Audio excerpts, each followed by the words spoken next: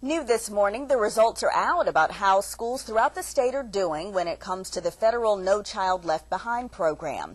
In Kentucky, 60% of schools met their educational goals last year. That's down from 73% from the year before. In Fayette County, none of the district's high schools made year-to-year gains. However, Superintendent Stu Silberman points out for the first time, Fayette County is now ranked the 9th highest in the state.